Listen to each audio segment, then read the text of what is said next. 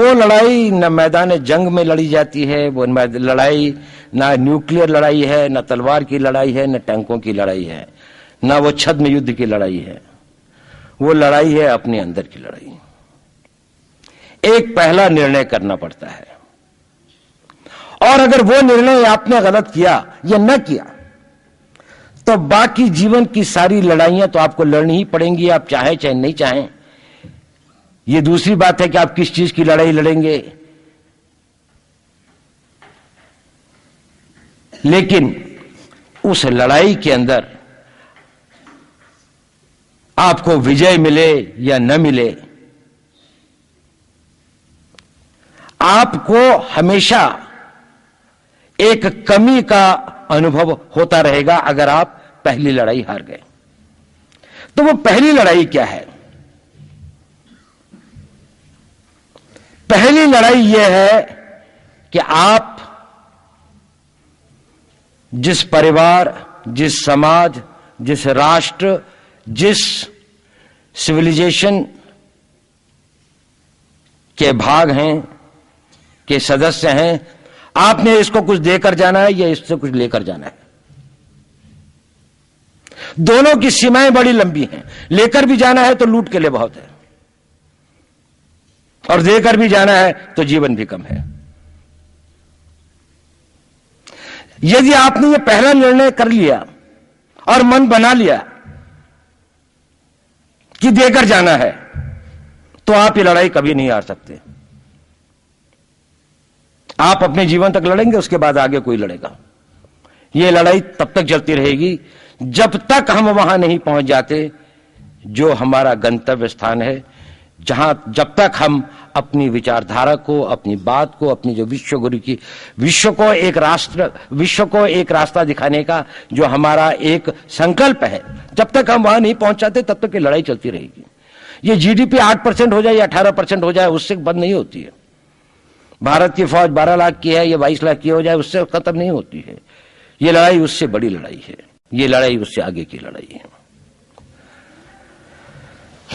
तो ये पहला सिद्धांत है राष्ट्र की अंतर और बाह्य शत्रुओं से लड़ने से पहले अपना मन बनाने की। और मैं आप सब लोगों से पूछता हूं, क्या आप लोग यहां पर यह मन बनाने के लिए, यह प्रतिज्ञा करने के लिए तैयार हैं कि आप जिस परिवार के, जिस समाज के, जिस सभ्यता के और जिस राष्ट्र के होने वाले सपूत हैं या सपूत हैं जिसके, आप इसको कुछ देकर जाएंगे?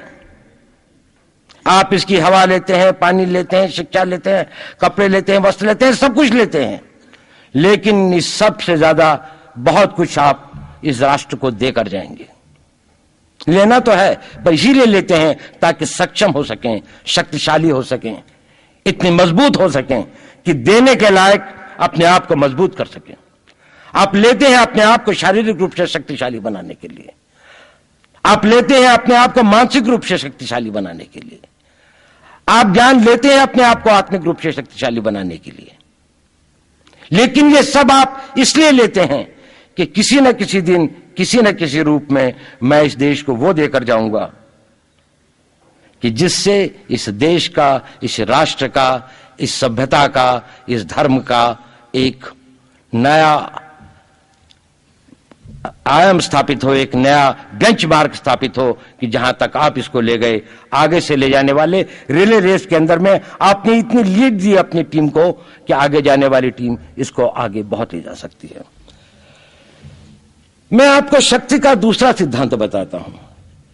मुझे नहीं मालूम कि यह सिद्धांत मुझे बताना चाहिए या नहीं, मुझे यह भी नहीं मालूम कि यह सही है या नहीं, लेकिन क्योंकि मैं इसको मानता हूं और मुझे मालूम है कि इसके बारे में कई लोग जिनके हायर मॉरल वैल्यूज हैं शायद न भी समझते हो या न भी वो रखते हो, लेकिन एक मेरा विचार है, चाहे तो इस पर विचार करें। सब नहीं तो कुछ न कुछ लोगों को शायद इस विचार से कुछ सोचने की और कुछ करने की प्रेरणा मिलेगी। इतिहास दुनिया की सबसे बड़ी अदालत है, इससे बड़ी अदालत कोई नहीं है। सुप्रीम कोर्ट में क्या हुआ, हाई कोर्ट में क्या हुआ, लड़ाई के मैदान में क्या हुआ, इलेक्शंस में क्या हुआ, ये सब बातें आती हैं चली जाती हैं, बाद में रह जाता है केवल इतिहास।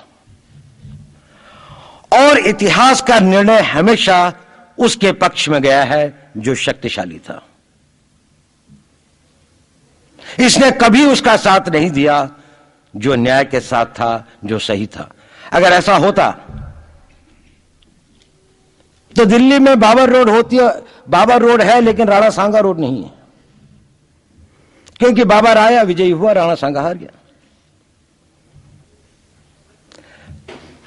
भारत की हिंदूशाही किंगडम अफगानिस्तान से होती सिकुड़ती सिकुड़ती सिकुड़ती यहां तक नहीं आ जाती। हमने किसी पर आक्रमण नहीं किया, हमने किसी के जीवन मूल्यों को नष्ट नहीं किया, हमने किसी के धर्म ग्रंथों को और धर्म स्थानों को नष्ट नहीं किया। शायद हम न्याय संगत थे, शायद सत्य भी हमारे पक्ष में था, लेकिन शक्ति हमारे साथ नहीं थी। इसलिए इतिहास ने हमें उसकी सजा दी। इतिहास ने हमेशा उनको सजा दी जिन्होंने विचारों को कर्म से और न्याय को शक्ति से अधिक महत्व दिया। अब मैं ये नहीं कह रहा हूं कि उसको उसकी तिलांजलि कर देनी चाहिए, ये नहीं है कि न्याय का अपना महत्व नहीं है, लेकिन यदि कॉन्फ्लिक्ट ऑफ इंटरेस्ट हो तो शक्तिशाली बनना ज्यादा आवश्यक है। भारत धर्मगुरु भी तभी बनेगा जब एक शक्तिशाली भारत का निर्माण होगा। जिन लोगों ने भारत के ऊपर आक्रमण किया, भारत के ऊपर राज किया, इस प्रकार से राज किया कि राज करते वक्त, जाते वक्त अपने गुलामों से कह दिया कि तुम राज कर लो, हम तो जा रहे हैं, तो यहां पर गुलाम वंश भी बन गया। अगर हम लड़ाई के वॉरफेयर के उसूलों से देखें कि किसी भी राष्ट्र की जो कॉम्प्रिहेंसिव स्टेट पावर होती है, किन चीजों से वो लड़ाई लड़ता है, जिसको हम कहते हैं कि ये शक्तिशाली है और दूसरा शक्तिशाली नहीं है, क्या वो अवयव होते हैं उसके, क्या घटक होते हैं उसके। तो भारत के पास जनशक्ति, धन शक्ति, ज्ञान की शक्ति, टेक्नोलॉजी की शक्ति, और जिन लोगों ने आक्रमण किया उनकी शक्ति को अगर हम ये देखें तो शायद 1 और 1000 का अनुपात भी नहीं होता। लेकिन उसके बाद भी हम वो नहीं कर पाए। और ये प्रश्न भी किसी ने पूछा, उस पर मैं आऊंगा बाद में। निवेदिता जी ने उसका बहुत अधिक उत्तर दिया, बहुत अच्छा उत्तर दिया था कि क्या कारण है, किसके कारण भी हम लोग इस लड़ाई में इतिहास ने हमारा साथ या हमारे पक्ष में न्याय नहीं दिया। क्या कारण है कि कश्मीर में हम लड़ रहे हैं, जिन्होंने हमारे ऊपर आक्रमण हो रहा है, हमारे ऊपर बाहर से लोग आकर वायलेशन हमारे बॉर्डर का करते हैं, इन्फिल्ट्रेटर्स हमारे यहां आते हैं, जबकि पूरा का पूरा कश्मीर भारत का भाग है, अभिन्न भाग है।